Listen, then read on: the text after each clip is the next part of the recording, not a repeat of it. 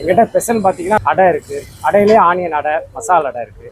ரவா தோசையில் சாதா அடை, ரவா, ஆனியன் ரவா எல்லாமே இருக்குது. பொடி தோசையாக வந்து பருப்பு பொடி இருக்குது, எள்ளு பொடி தோசை இருக்குது.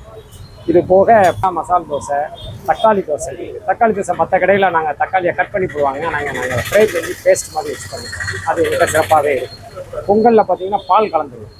ரேட்டுன்னு எடுத்திங்கன்னா ரீசனபிளாக இருக்கும், 40, 50. எங்கிட்ட வசதின்னு பார்த்தீங்கன்னா உட்காந்து சாப்பிடக்கூடிய வசதிகள் இருக்காது, நின்று தான் சாப்பிட்ற மாதிரி இருக்கும்.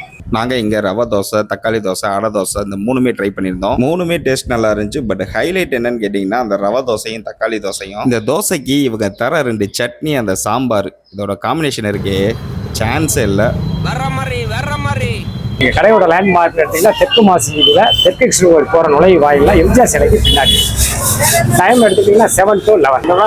நாங்கள் இதுவரை பேர் வச்சதில்லை. கஸ்டமர்ஸ் வந்து மினி ஆரிய பவன் சொல்லுவாங்க, எம்ஜிஆர் தோசை கடைன்னு சொல்கிறாங்க, செப்பா கடைன்னு சொல்லுவாங்க. அவங்களுக்கு எது கெஸ்ட் பண்ணுறாங்களோ அதை சொல்லிக்கிறாங்க.